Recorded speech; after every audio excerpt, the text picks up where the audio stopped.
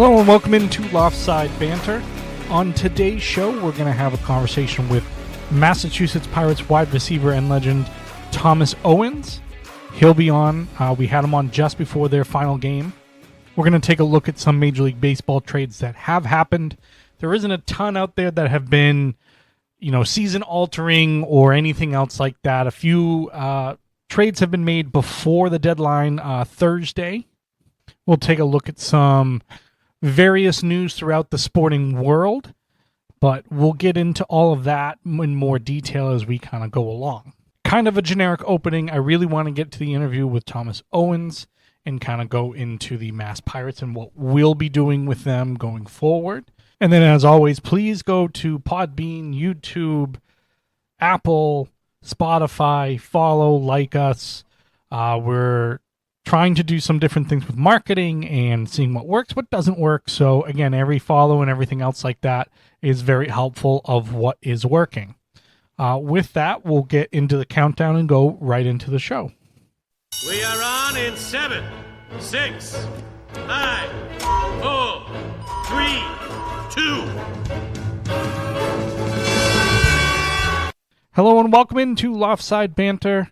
On today's show, we're going to probably have the last Massachusetts Pirates conversation of the season.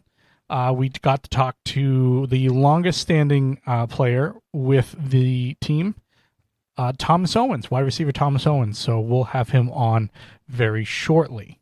I want to point everybody's attention to, we did the first 2 episodes of the NFL team previews, if you will. We did the Buffalo Bills and the Miami Dolphins. The New York Jets will be coming out shortly. I've been writing all of my notes to be able to do all these shows and get them out a little bit quicker.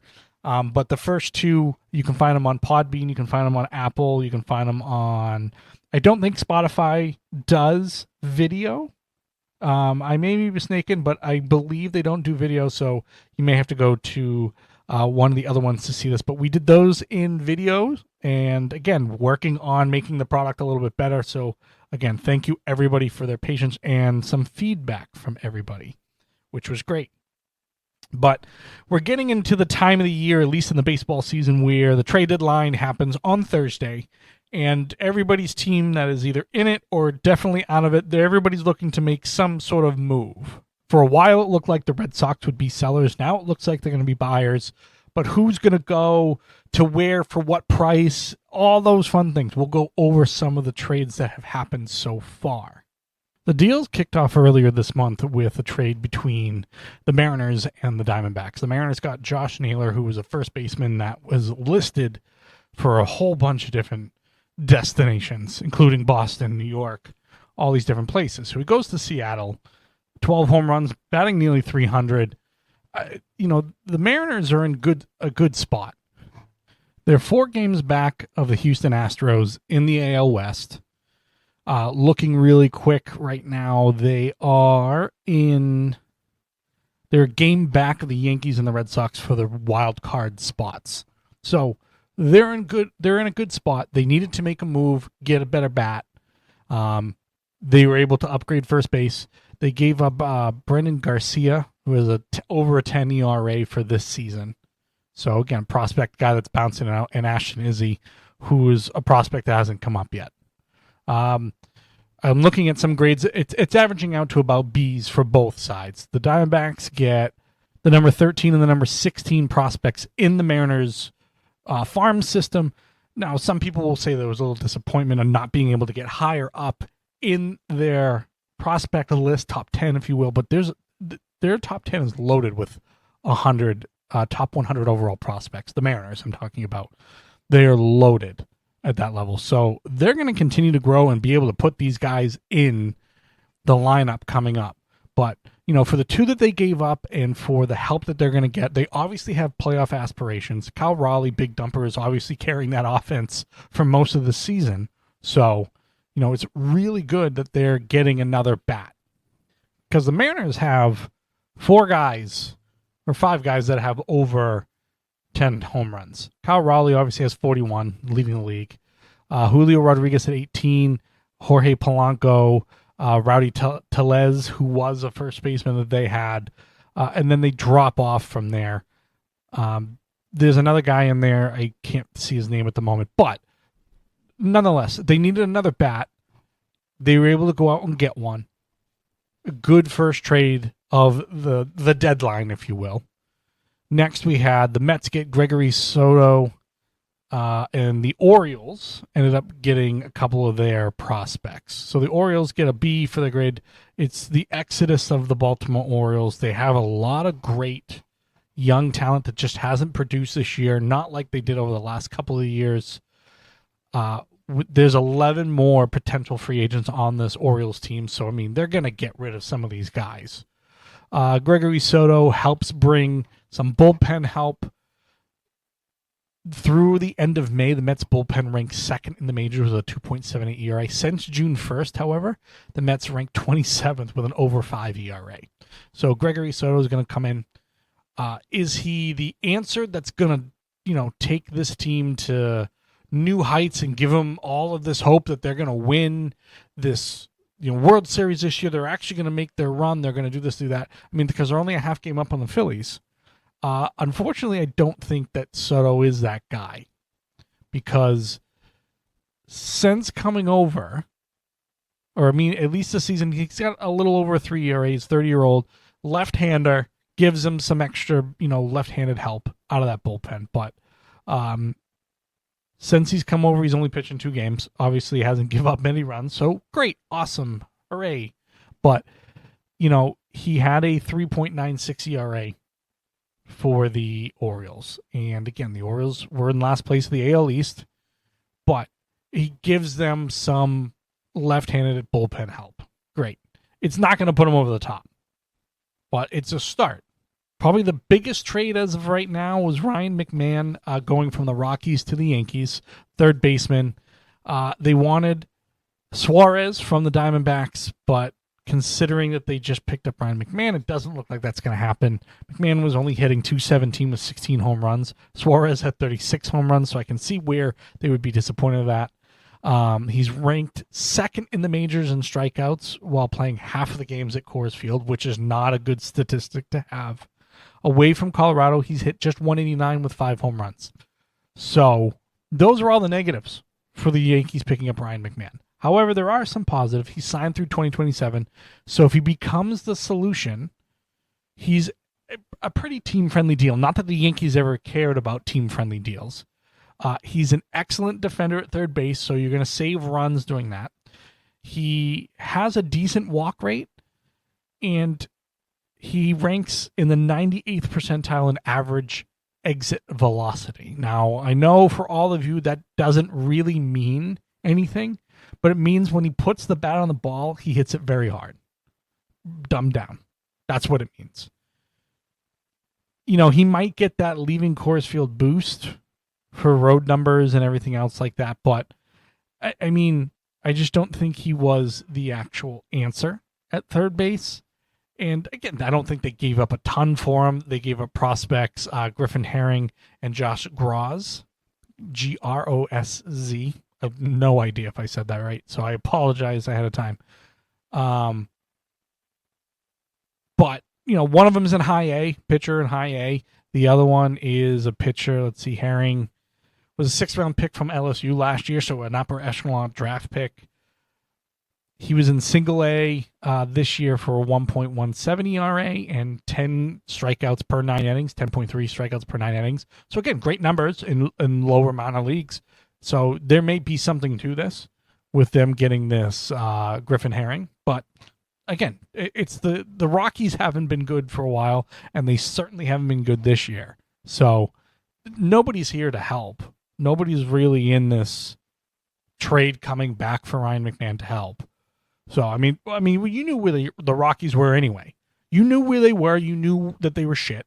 So that's where they're going to stay. They're trading off all the pieces and getting what they can for them. I mean, it's pretty plain and simple. We had one 3-team trade. Danny Jensen, catcher, used to be a Red Sox, goes to the Brewers. Nick Fortes from the Marlins goes to the Rays. And the Marlins get Matthew Etzel from the Rays. So Brewers get a veteran catcher. He's an upgrade over their backup. So, I mean, he's going to come up, be their backup, be the defensive guy. He's not going to hit for a ton. He generally hits for a low average. He's hitting 204 with 11 home runs this year, which 11 home runs seems like a lot for him this year, which is great. But, I mean, it's something for the Brewers to kind of work with as far as backups and everything else like that. There are 2 games up on the Cubs right now. Very contentious there in that Central Division. So, again, yeah, he's coming in to be the backup. He's not going to come in and change anything for the Brewers. The Rays, who have been kind of a disappointment this year, get a couple of guys who, you know, they're looking for catcher production. And Nick Fortes, 237 with 2 home runs and 10 RBI. Again, not coming in to change the team at all or the fortunes of the team, but they needed some sort of production from that. They had signed Jensen to a 1-year, $8 million deal with, you know, a $12 million mutual option. And again, Danny Jensen making $8 million as a backup probably wasn't sitting well with the Rays ownership, who are notorious for not paying money for anything. So, you know, he comes in. Fortes is going to come in. He's a better hitter, at least for average. Again, we're not talking about life-changing anything else like that. The Reds got Cabrian Hayes, a third baseman, and the Pirates ended up getting shortstop Sammy Staffura and the left-handed pitcher Taylor Rogers. And so the Reds have been one of the, you know, 100 billion teams that have all said, yeah, let's just all go out and get Suarez from the Diamondbacks. You know, obviously they're asking for a price that's a little too much. Hayes comes in. He's basically going to be the defensive guy that comes in at the end of games for Cincinnati, because Novi Marte has been their third baseman. He is having his best season at the plate. He's only 23 years old, but he is a below average to well below average third baseman. He's batting .276, 7 home runs, 28 RBIs. Again, not mind-blowing numbers. And then Cabrian Hayes is .236, 2 home runs, and 36 RBIs. So again, not an offensive powerhouse by any means. But a run saved is a run earned, or is a run scored in baseball, is essentially the same. And Cabrian Hayes has been a very good third base player throughout his career. He spent 6 seasons with the Pirates so far.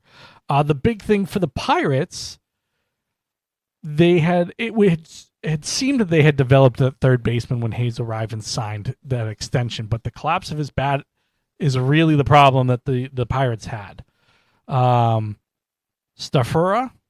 the shortstop they picked up, the prospect, just missed out on Cincinnati's top 10 prospects.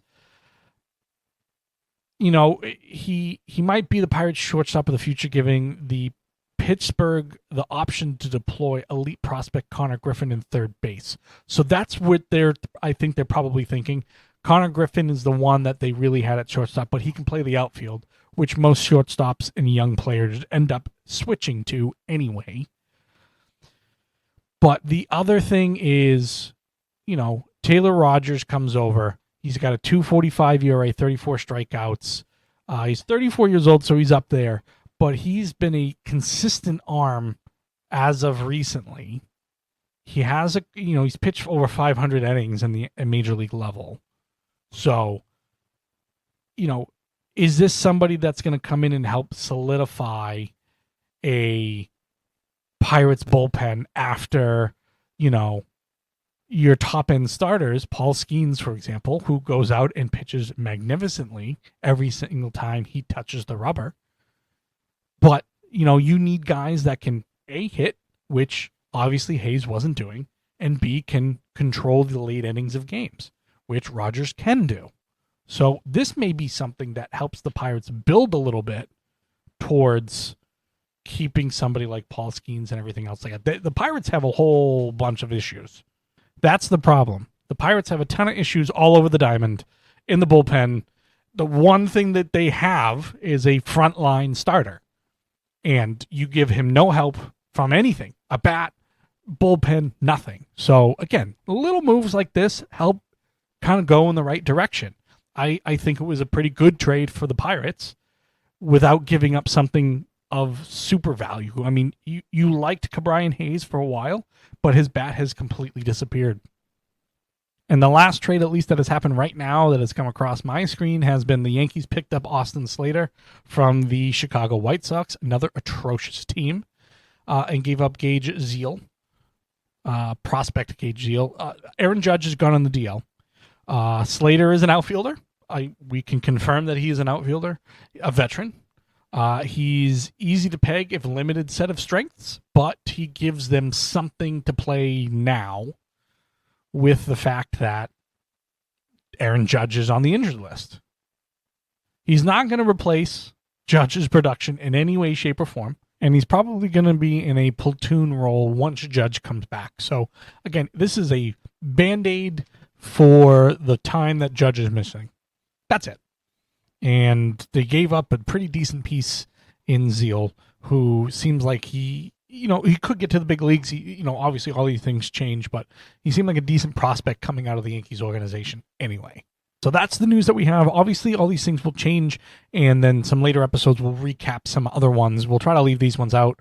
Obviously we just went over all of them, but let's get over to our message and then get right into our interview with Thomas Owens from the Massachusetts Pirates.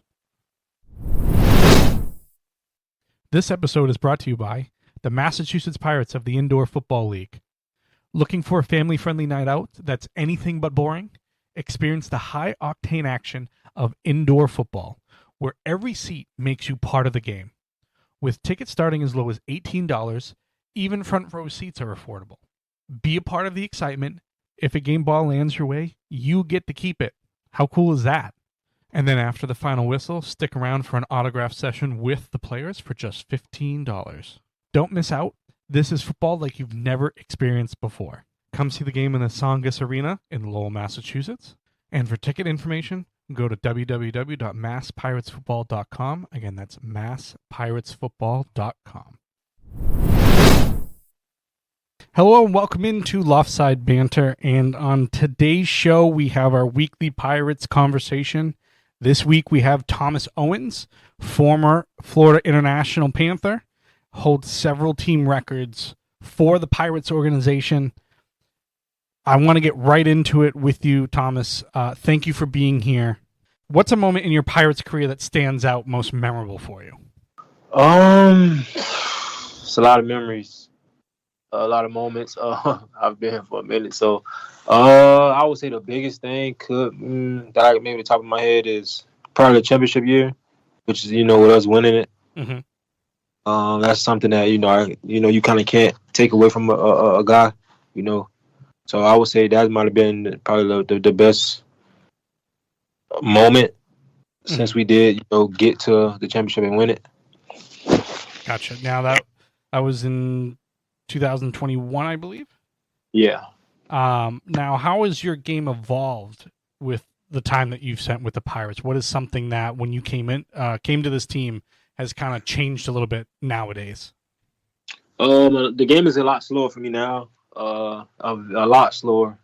To where I'm out there just playing fast and getting to spots and doing the best I can to help my teammates be better and for us to just win football games. Now, speaking of speed of the game and stuff like that, most people mention that indoor football is a lot quicker. We've talked to a few of your teammates and asked the same question. Is it a lot quicker than what you would normally see on an 11-on-11 for college football, professional football, anything else like that? Yeah, I think it's a little faster. It's also a little smaller. The field being only so big, and yeah, it's just it's a lot different from outside. So I definitely can believe that. Some people do say that it's very it's a lot faster.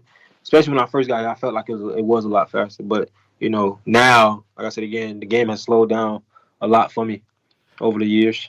For your position, what are the things that are different for a wide receiver on an indoor game instead of outdoor? Obviously the motions. Mm-hmm. So you start 10 to 15 yards back. Um, I would say the wall. Outside ain't no walls, so Right. you don't have to worry about no walls. Right. And then I would say that was the biggest two for me personally. Yeah. That I feel like a lot of players sometimes have to adjust to is the motion and then the wall. A lot of people don't want to hit that wall. They really don't. Right. And the whole motion thing is kind of something that you got to get adjusted to as well. When you first kind of get into the arena game. So where you're starting 10 to 15 yards back, are you almost at full stride with the snap of the ball right at like that line of scrimmage? They want you to be. They want you to be, full stride for the most part. And, they want you to come in. They want you to come down, full speed. And somehow, some way, get an advantage over the defender. Now with the indoor league and, the Pirates making roster moves here or there, is it tough to build chemistry with people because there's people coming in and out? There's obviously injuries and everything else like that. But is that tough for you to do where there's, it seems like there's a new starting quarterback every year. There seems to be, but does that come with time or is that something that's tough every year? I think it just depends on, who you are as a person sometimes and as also as a player and a teammate. Anybody that comes in, for our team, especially on the offensive side of the ball, even on the defensive side of the ball, I open with welcome arms, and I always, make them feel as if, you have any questions, this and that.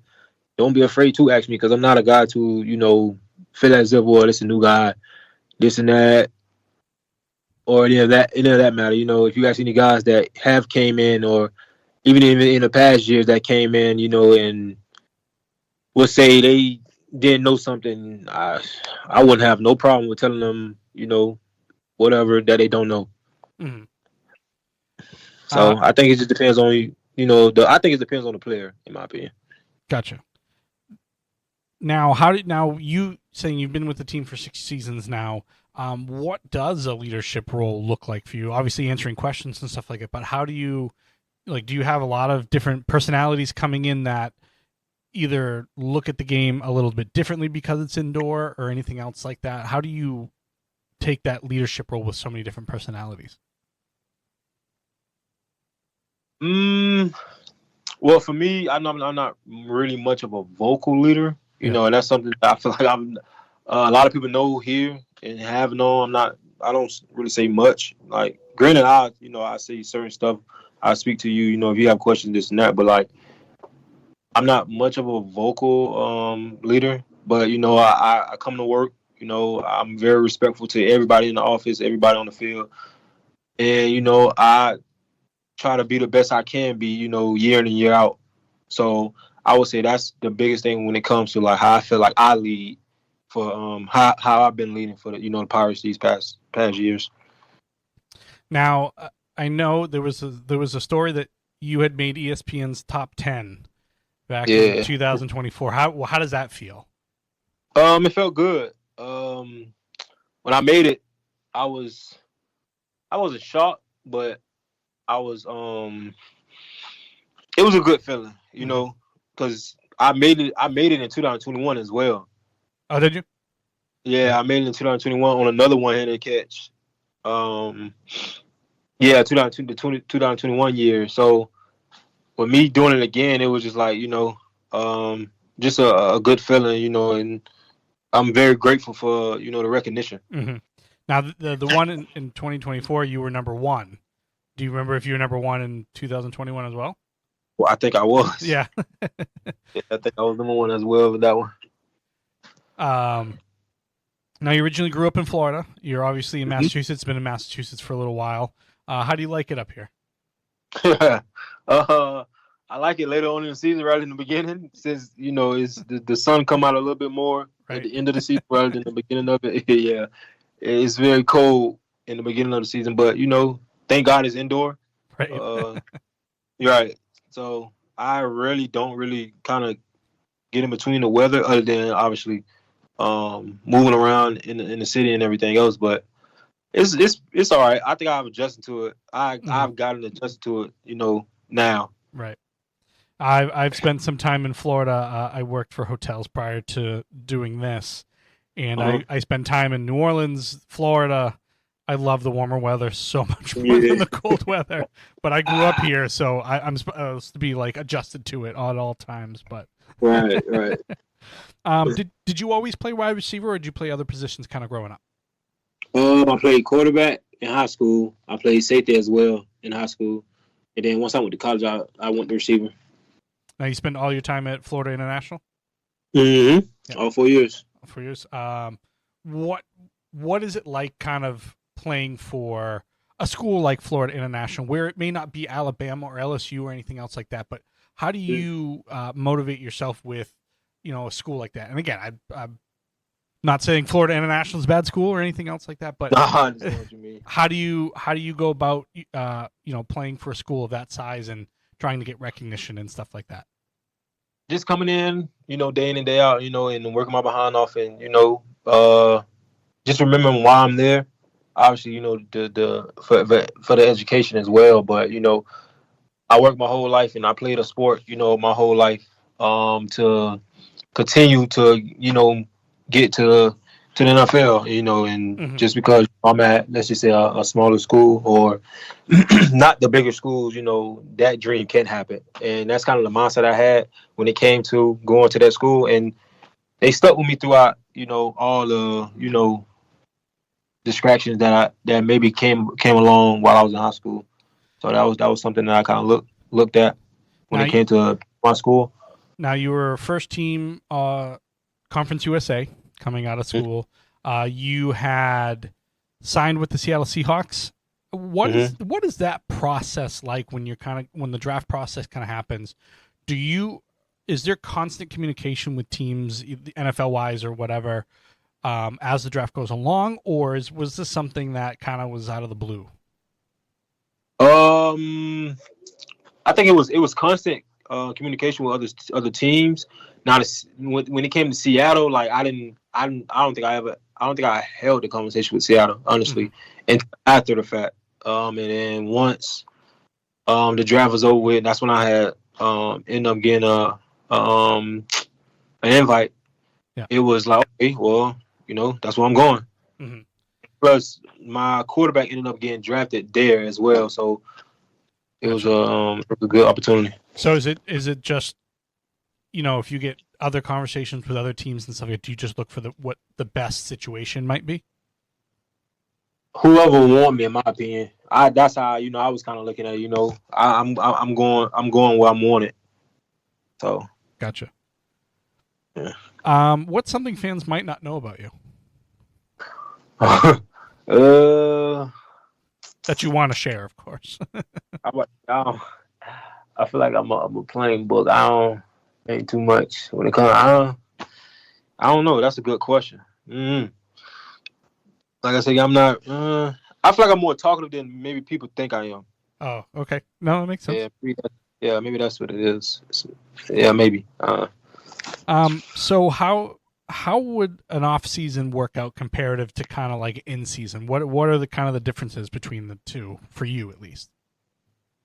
So off season, during season, obviously, we have games, we travel a lot, we got meetings, we got practice. So the days are kind of routine, and we kind of do, for the most part, do the same thing week in and week out.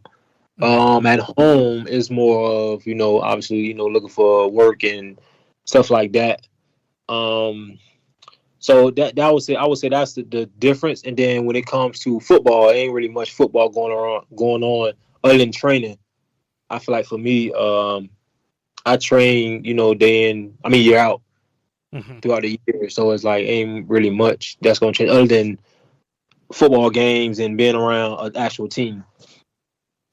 Now, if you weren't playing football, is there a different career path that you would have taken? If I want to play football, I don't think so. That's a good question.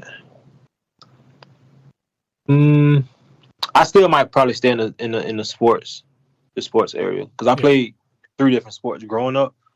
So if it wasn't football, it might have been another sport. Is there any, like, any interest in coaching afterwards or anything else like that? Afterwards, maybe. I'm not sure. To be honest, when it comes to coaching, I don't mind. I know. Back at home, I was training kids with a good friend of mine. This past a year ago, I was doing it. So coaching, it's a thought. It's definitely a thought. I'm not sure if it'll happen or not, though. I actually just started a moving company not too long ago, and that's something that I want to kind of pick more up on after the season. Now we're gonna play this next part for Coach Manas. So this is your opportunity. What is the most underrated part of your game that you want people to know about? When it comes to football? Yeah. The most underrated? Underrated.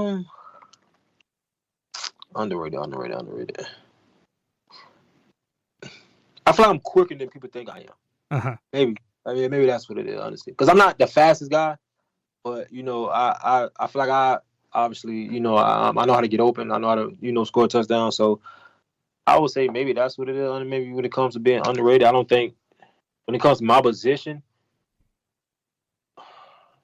I would say I'm quicker than maybe people think I am. Now with Coach Manas kind of coming in partway through the season, is there a large turnover, a large change that kind of happens with something like that? How do you deal with something like that? What has changed since he's come in? I feel like for me personally, like I didn't necessarily feel as if anything changed for me as the team. I think some guys may be adjusted better with him coming in, and then Coach Manas is very he's definitely a player's coach. I think he looked out for us, in numerous of ways, and I appreciate him, coming in and taking over and doing what he had to do once he got the job. I do think he's a player's coach. I always kind of said that about him, and that's one thing I did notice about him. He's a very good dude. So what are the expectations or goals for you the rest of the year? Just staying healthy. And just finish strong. Is there anything that you want to be remembered as a Pirate? Now, I realize your career's not over. I'm not trying to say that. But do you want people to remember you as far as fans of this franchise? I'm just being a good, genuine stand-up guy. That's all. It ain't even got to be about football. Just me. Just when it comes to just me and being a good person. Outside of football, because I don't just want to be remembered as just a football player. Football is just a part of my life, and when it comes down to how I want to be remembered, that's it. Just a genuine stand-up guy. Well, sir, I really appreciate your time. I wish you good luck for the last home game of the year, and hopefully we get a chance to do this in person someday. But I really appreciate you coming on with us and spending some time. Thank you. I appreciate you guys for having me. All right, have a good one. You too. Thank you very much for Thomas Owens and the Massachusetts Pirates for this season. They did not make the playoffs, having struggled the last couple of weeks to find wins. And ownership has already come out and fired Coach Tom Manas, who was here and again, he did what he could with the team that was kind of put there. There were some growing pains going into his tenure, and then obviously a few going out of his tenure. And so there'll be some changes for the Massachusetts Pirates going forward. It obviously was the first losing season in the franchise's history, and several other coaches were let go, including assistant offensive coordinator Mike Tatum, offensive line coach Jordan Mosley, wide receivers coach Marty Gilliard, and defensive assistant Aaron Maxey Penton, who I had a chance to interview, and very sorry to hear about that. But, obviously changes are needed when there's a season that is the first in their franchise, like I mentioned, their first losing season. Offensive coordinator and associate head coach Martino Theis was also let go. His offense averaged 36.3 3 points per game, which again in the Arena League is a norm. But on 5 occasions, the Pirates failed to score over 30 points in a game, which for a high-octane point-scoring league is not enough, obviously. They obviously did some work with a new quarterback going into the season, Kungenji Bahar, who I also got a chance to talk to this season as well. And then the last game of the season, they ended up going with,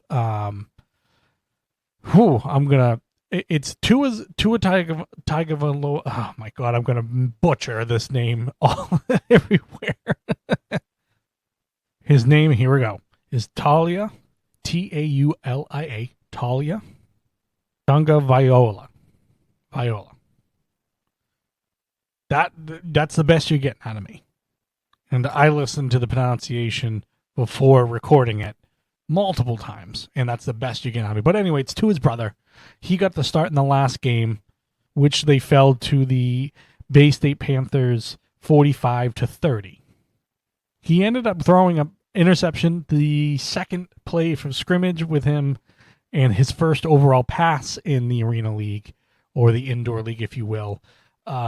So, I mean, he had his struggles, obviously being thrown in there kind of new to all this. He was picked up a few weeks ago, but he did throw a few touchdowns, ran for one. So, I mean, he did show some glimpses, and whether he's here next year or not, unsure. But, you know, there'll be some roster changes, a lot of them going into next year. Again, the Massachusetts Pirates' first ever losing season, and I would like to think it's not because they're on this podcast. That's just me. One thing I do want to discuss, and one thing we'll add to the end of the show, and again, this one might be a little bit shorter, is whether or not, I'm sure all of you know that Ryan Reynolds and Rob Mack, or what used to be Rob McElhenney, own Wrexham Football Club over in Wales, England, whatever. Wrexham had been part of the Football League, so, you know, there's 4 real divisions that participate in the Football League that are full-time, you know, soccer players, football players, whatever. The Premier League, the Championship, League One, League Two.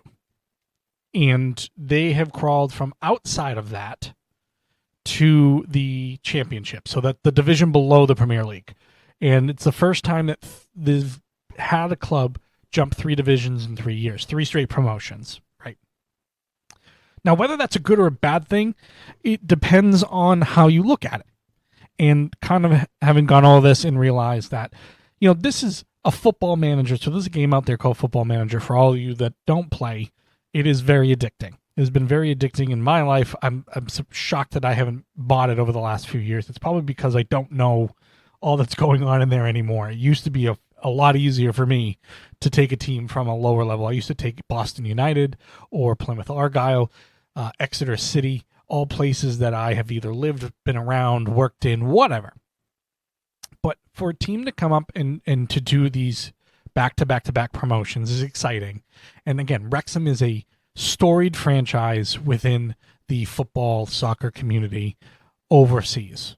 They have been in the top flight before. They have participated in big tournaments. They've never won one, but they dropped quite a bit. With bad ownership comes, you know, obviously if they're not spending money or anything else like that. And once you drop down divisions, you lose a ton of TV money and stuff like that.